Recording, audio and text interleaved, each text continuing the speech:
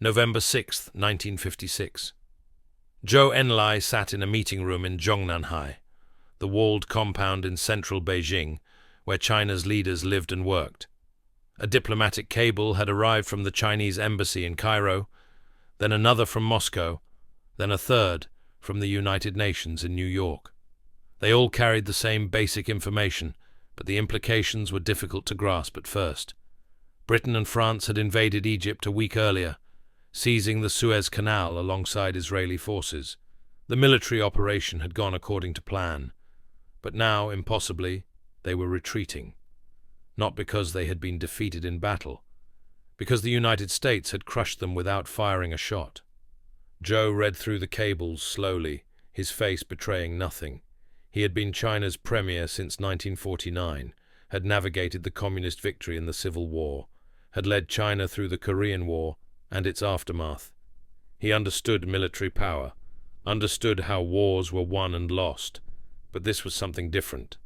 The cables described a kind of warfare he had read about in theory, but never seen deployed with such devastating effect. Financial warfare. The Americans had used the dollar like a weapon, used it to force two of the world's major powers to abandon a military campaign in humiliation. Zhou set the cables down and looked across the table at Chen Yun, the economic specialist who managed China's fragile finances. Britain has withdrawn, Zhou said quietly. The Americans forced them out. Chen Yun nodded. He had been reading the same reports, had been trying to understand the mechanism of what had happened. Not with armies, Chen said, with currency. In that room, in that moment, China's leaders began to understand something that would shape their thinking for decades. They had seen empires fall to war.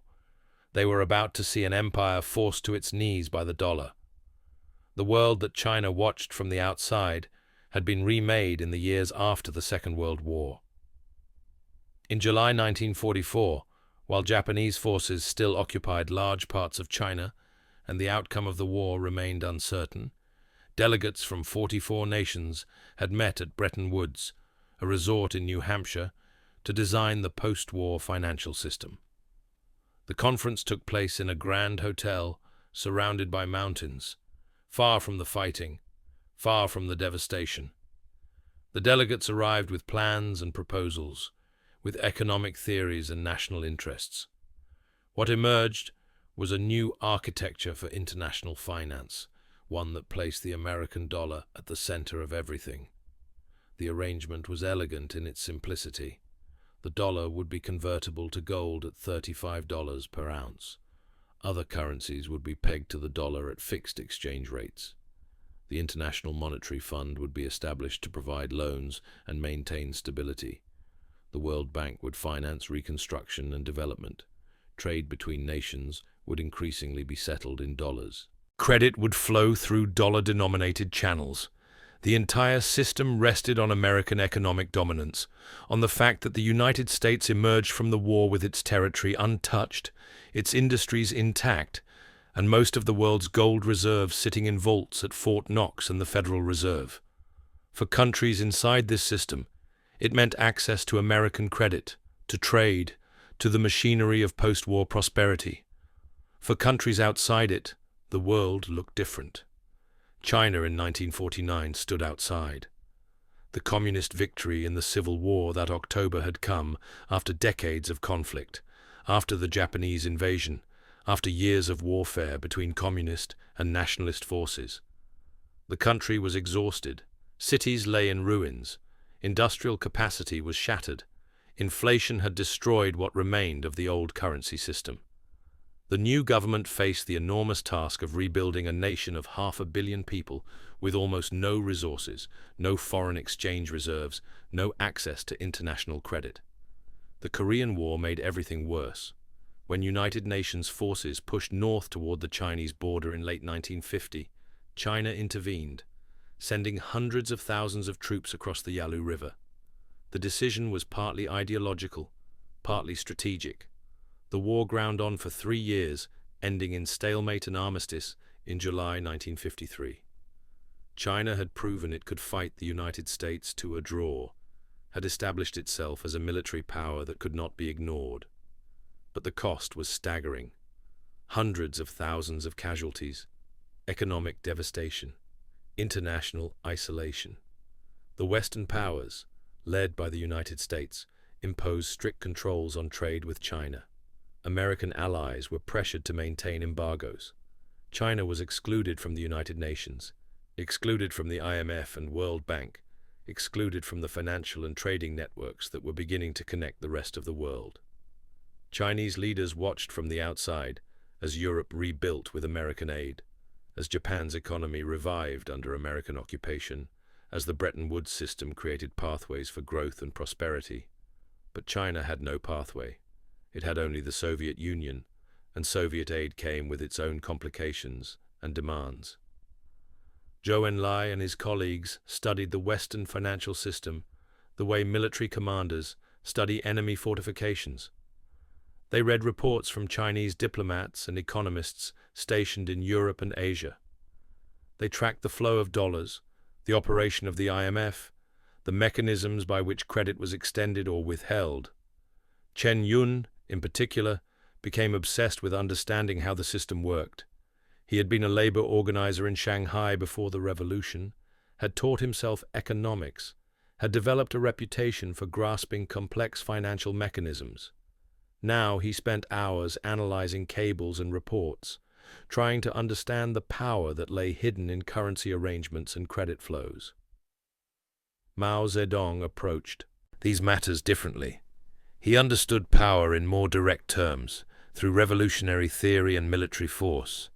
Financial systems seemed abstract to him, less real than armies and popular will.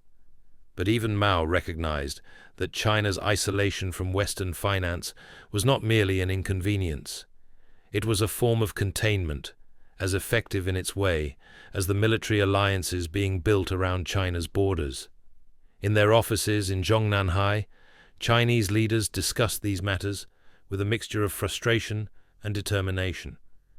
They were building a socialist economy without Western capital, trying to industrialize using Soviet models and Chinese willpower. The decisions made in those years reflected both ideology and necessity. State control over banking was absolute. Foreign loans were refused on principle. Gold reserves were accumulated slowly, painfully, through exports and austerity. The leadership maintained a public posture of confidence, of revolutionary self-reliance. Privately, they knew how fragile China's position was, and they watched Britain. Britain in the mid-1950s occupied a strange position. It had been on the winning side of the war, had maintained its empire, still commanded respect as a great power. British troops were stationed around the world. The pound sterling remained one of the world's major currencies, used across what remained of the British Empire and beyond. London was still a financial centre, still a place where international deals were made and credit was extended. But beneath this appearance of strength lay profound weakness. The war had bankrupted Britain. American and Canadian loans had kept the country afloat. The empire was beginning to fracture as colonies demanded independence. The pound was overvalued, maintained at artificial strength through capital controls and American support. British gold reserves were dangerously low. The country was living on borrowed money and borrowed time. The Suez Canal represented everything Britain was trying to preserve.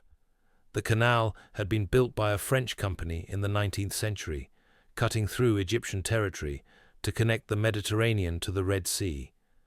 Britain had seized control in 1882, had made Egypt a protectorate, had turned the canal into the lifeline of empire.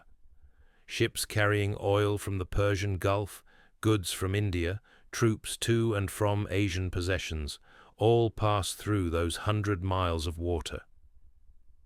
Britain owned the largest share in the Suez Canal Company. British troops guarded the canal zone under treaty agreements. The canal was not just strategic infrastructure. It was a symbol of British power, proof that Britain still mattered on the world stage. On July 26, 1956, Egyptian President Gamal Abdel Nasser nationalized the canal. He announced it in a speech in Alexandria, timed to coincide with the departure of the last British troops from the Canal Zone under a recently negotiated withdrawal agreement. The speech was defiant, framed in the language of anti-colonialism and Arab nationalism. Egypt would take control of the canal, would use the revenues to fund the Aswan High Dam, would no longer accept foreign domination of its own territory. Nasser had calculated that the Western powers would protest, but ultimately accept the fait accompli. He miscalculated. In London, the reaction was fury barely contained by diplomatic language. Prime Minister Anthony Eden saw Nasser as another Hitler, saw the nationalization as aggression that had to be reversed. The canal was vital to British interests. More than that, allowing Nasser to succeed would signal that Britain could be defied with impunity, that the era of British power was truly over. Eden could not accept that. Neither could the French, who had their own reasons for wanting Nasser removed. The French were fighting a bitter war in Algeria, and Nasser was supporting the Algerian rebels. In Paris and London, leaders began to plan a response. The planning was done in secret, with almost no consultation with the United States. This was deliberate. Eden and French Prime Minister Guy Mollet understood that the Americans might object, might try to find a diplomatic solution. They wanted to present Washington with an accomplished fact, to move so quickly that American objections would be irrelevant. They reached an understanding with Israel, which had its own grievances against Egypt and saw an opportunity to strike at an enemy. The conspiracy was intricate. Israel would invade Egypt across the Sinai Peninsula. Britain and France would issue an ultimatum demanding that both sides withdraw from the Canal Zone, knowing Egypt would refuse. Then British and French forces would intervene as peacekeepers, would seize the canal, would topple Nasser in the process. It began on October 29th. Israeli forces crossed into Sinai and moved rapidly toward the canal. On October 30th, Britain and France issued their ultimatum. Egypt refused, as expected. On October 31st, British and French aircraft began bombing Egyptian targets. On November 5th, British and French paratroopers landed at Port Said, followed by amphibious forces. The military operation proceeded according to plan. Egyptian forces, though brave, were outmatched. The Canal Zone fell quickly to the invaders. But in Washington, President Dwight Eisenhower was enraged. The invasion had come without warning, without consultation.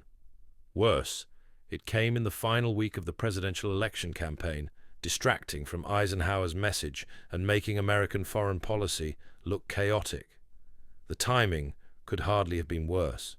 Soviet forces were simultaneously crushing the Hungarian uprising, and now America's closest allies were engaged in what looked like old-fashioned colonial conquest. Eisenhower wanted them out. He wanted them out immediately, and he had the means to make them comply. The American response was coordinated from the Treasury Department and the State Department. Officials looked not at maps showing troop movements, but at balance sheets showing currency flows and gold reserves. They examined Britain's financial position with cold precision. What they saw was vulnerability so profound that it could be exploited with devastating effect. Britain's economy ran on a fragile foundation. The country imported more than it exported, covering the difference with invisible earnings from financial services and with American support. The pound was pegged to the dollar at $2.80, a rate that overvalued British currency and required constant intervention to maintain. Britain held dollar reserves and gold reserves that could be used to buy pounds and support the exchange rate, but those reserves were limited. If they ran out, the pound would collapse. If the pound collapsed, Britain's ability to import food and oil would be destroyed. The economy would be strangled. American officials understood this perfectly. They began to apply pressure with surgical precision. First, the United States refused to support the pound in currency markets. Normally, The Federal Reserve and the Bank of England would coordinate to maintain exchange rates, with American dollars available to help stabilize the British currency. That support was quietly withdrawn. Traders noticed. They began selling pounds, betting that the currency would have to be devalued. Second, the United States made clear it would veto any British request for IMF support. Britain had a right to draw on IMF resources, but the United States held effective veto power and made clear that no help would come until British forces withdrew from Egypt. Third, the administration threatened to sell American holdings of British government bonds, which would drive down their price and signal a complete loss of confidence in British finances. The pressure extended beyond currency. American oil companies were encouraged to withhold supplies from Britain and France. With the Suez Canal closed by Egyptian scuttling of ships, and with a Syrian pipeline sabotaged, Europe faced potential fuel shortages. The Americans could provide oil through Western Hemisphere sources, but made clear this would not happen while the invasion continued. Inside the Bank of England, officials watched with growing horror as reserves drained away. In the first week of November, Britain lost $279 million from its reserves, an enormous sum. The outflow was accelerating. Chancellor of the Exchequer, Harold Macmillan, who had initially supported the Suez operation, looked at the numbers and understood that Britain faced financial collapse. He informed Eden that the situation was unsustainable. Without American support, without access to the IMF, with reserves draining and the pound under attack, Britain could not continue. The choice was stark: withdraw from Egypt or watch the British economy implode. Cabinet meetings in early November were desperate affairs. Ministers argued over what to do, knowing that all options were terrible. Military commanders reported that the operation was succeeding, that the canal was almost entirely in British and French control. But none of that mattered. Britain was running out of money. On November 6th, under intense American pressure, Eden announced that British forces would accept a ceasefire and begin withdrawal. The French, unable to continue alone, had no choice but to follow. Within weeks, all British and French forces would be gone from Egypt. The Suez Canal remained nationalized. Nasser remained in power, now a hero of the Arab world. Britain had been humiliated, forced to retreat from what it had framed as a vital national interest, and the entire world had watched it happen. The cables arriving in Beijing through late October and early November had been confused at first. Reports of Israeli attacks, of British and French intervention, of fighting around the canal. Chinese diplomats struggled to understand what was happening and why. But by early November, a clearer picture was emerging, and with it came information that Zhou Enlai and his colleagues found deeply disturbing. Britain was retreating, not because it had been militarily defeated, but because the United States had attacked it financially. On the evening of November 6th, after Britain announced the ceasefire, a meeting was convened in Zhongnanhai. The room was plain, furnished with simple tables and chairs, lit by overhead lights that did little to warm the space. November in Beijing was cold, and the heating in the old compound was inadequate. Zhou Enlai sat at the head of the table, flanked by Chen Yun and other senior officials. Mao was briefed separately, but would join the discussion later. Tea was served in plain cups. Documents were spread across the table. Translations of news reports, diplomatic cables, economic analyses prepared by Chinese officials trying to understand what had happened. Chen Yun spoke first, laying out the mechanism as he understood it. The Americans had used their position in the IMF to deny Britain emergency credit. They had withdrawn support for the pound, allowing it to come under speculative attack in currency markets. They had threatened to sell British bonds, which would have signaled a complete collapse of confidence. They had controlled access to oil, using their dominant position in the industry to pressure British policy. At every point, American economic power had been deployed as a weapon, forcing Britain to choose between financial survival and military success. The room was silent as Chen spoke. The other officials listened, trying to absorb what they were hearing. Zhou asked questions, clarifying technical points, making sure he understood the sequence of events. How exactly did IMF lending work? What gave the United States veto power? How did currency markets respond to official intervention or the lack of it? Chen answered each question precisely, drawing on his detailed study of Western financial mechanisms. When Chen finished, the silence stretched out. Someone finally spoke, a senior party official whose name would not appear in any public record of the meeting. They forced Britain to retreat without firing a shot. The statement hung in the air. Others nodded slowly. Another voice added quietly, "If they can do this to Britain." The sentence did not need to be completed. Everyone in the room understood the implication.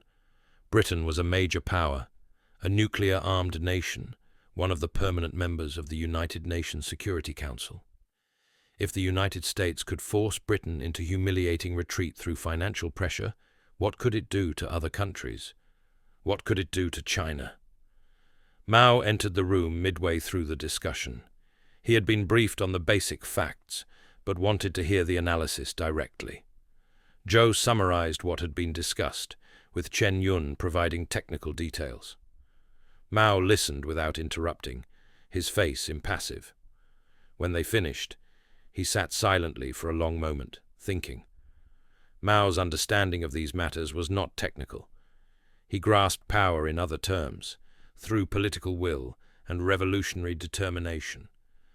But even he could see what had happened at Suez. He could see that the Americans had found a way to project power that did not require armies, that operated through mechanisms invisible to most people, but devastatingly effective. His response, when it came, was characteristically blunt. "The dollar is a chain," he said.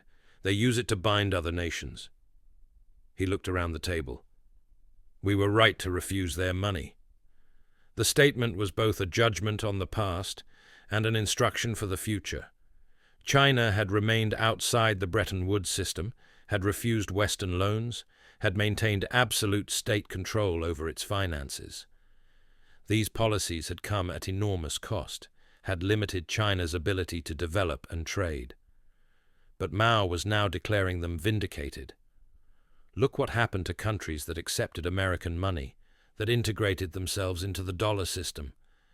They became vulnerable to American pressure, could be controlled through financial manipulation. The discussion continued for hours. Officials debated what China should say publicly, what conclusions should be drawn privately, what policies should be adjusted in light of Suez.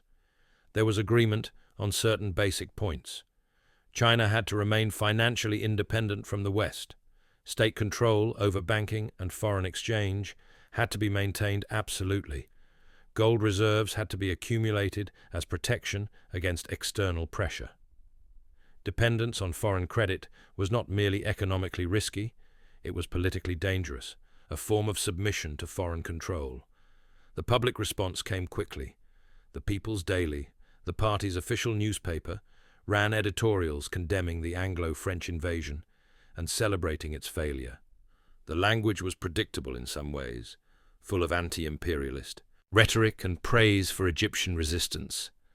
But woven through the propaganda were phrases that reflected genuine strategic concern, references to financial hegemony and currency chains and imperialism in new forms.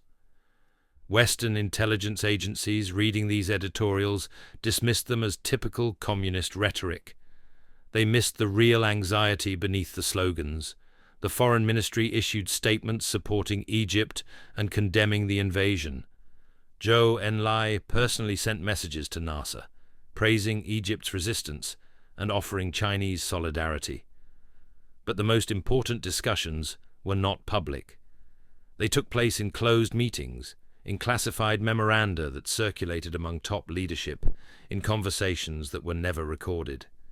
In those private discussions, Chinese leaders drew specific conclusions. The United States had demonstrated that it could use control over international finance as a weapon.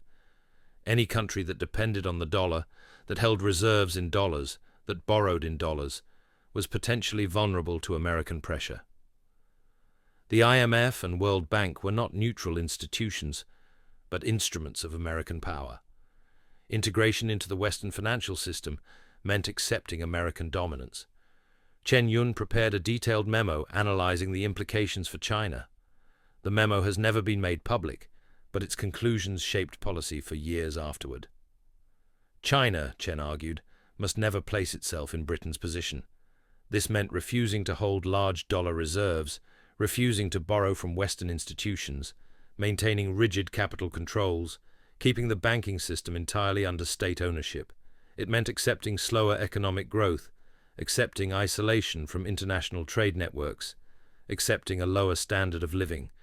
The alternative was vulnerability. The alternative was what had happened to Britain at Suez. There were voices arguing for a different approach. Some officials suggested that China could engage selectively with the West, could trade more openly, could even accept some foreign investment under careful conditions. These arguments were noted, but ultimately rejected. The lesson of Suez was too stark. Zhou Enlai summarized the leadership's position in a phrase that would be repeated in classified discussions for years. We would rather be poor and independent than rich and at the mercy of another man's currency. The phrase captured something essential about how China's leaders saw the choice before them. Economic development was desirable, prosperity was a goal, but sovereignty was paramount. The revolution had been fought to establish Chinese independence, to end the century of humiliation when foreign powers had dominated China through unequal treaties and military force. Accepting dependence on Western finance, Chinese leaders believed, would be surrendering that independence. It would be returning to a form of foreign control, more subtle than colonial occupation, but ultimately just as constraining. The policies that followed reflected this thinking. Through the late 1950s, China doubled down on self-reliance. The Great Leap Forward, launched in 1958, was driven partly by ideological fervor, but also by a determination to industrialize without foreign help. The campaign was catastrophic, leading to famine and economic chaos. But even in the face of disaster, the leadership maintained its refusal to seek Western aid or loans. Pride played a role in this stubbornness, but so did the memory of Suez, the knowledge of what could happen to countries that became dependent on American financial power. State banks remained entirely under government control, directed to fund political priorities rather than commercial returns. Foreign exchange was tightly regulated, with the state maintaining monopoly control over all transactions. Trade was conducted through state agencies, with imports and exports carefully managed to avoid dependence on any single market. Gold was accumulated slowly, held as a reserve against external pressure. Every policy decision was informed by the determination to remain financially independent, to never be placed in a position where economic pressure could force political concessions. There were costs. China's economy grew more slowly than it might have, with access to foreign capital and technology. Living standards remained low. The country remained isolated from the global trading networks that were beginning to drive growth in other parts of Asia. Chinese leaders accepted these costs as necessary. They had watched Britain forced to retreat at Suez, had seen a major power humiliated by financial pressure. They were determined that China would never be similarly vulnerable. The debates within the party leadership were not simple or one-sided. Some officials argued that China was sacrificing too much in pursuit of absolute independence.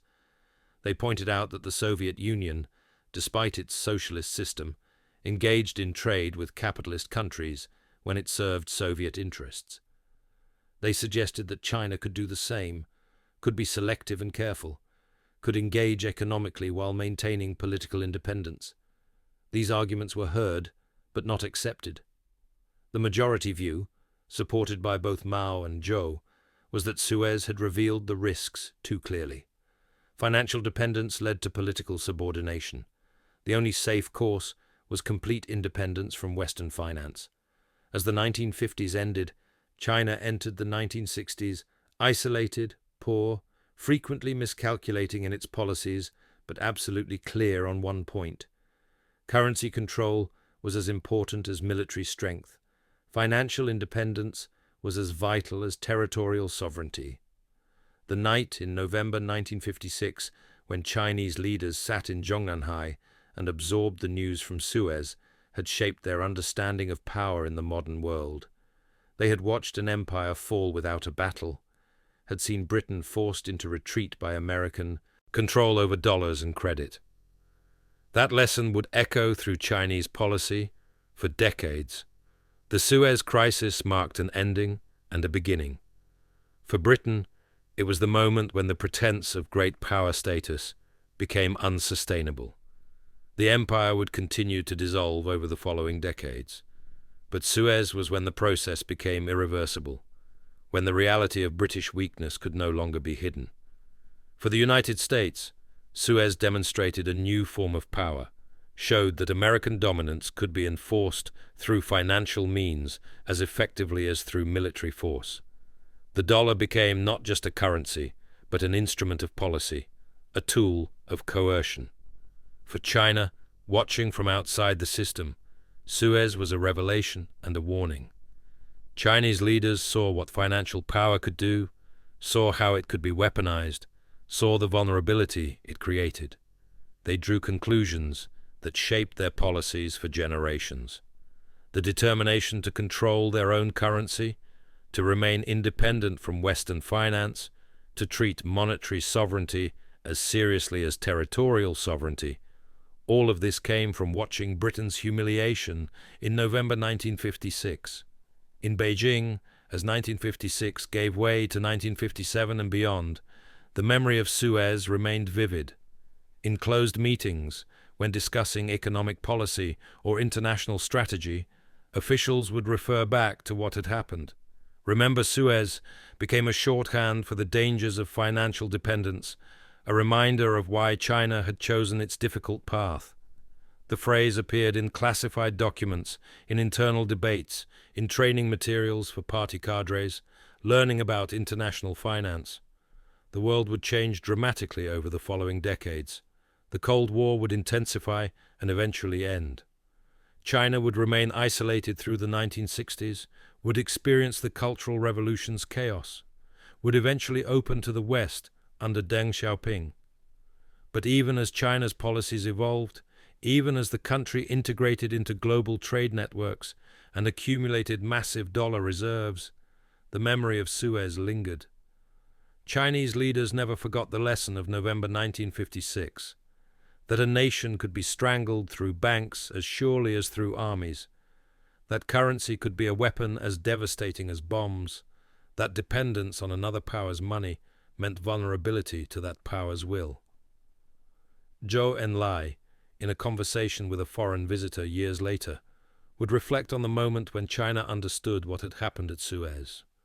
The visitor asked why China had remained so determined to maintain financial independence despite the economic costs. Zhou's answer was simple and direct. "We watched Britain fall without a battle," he said.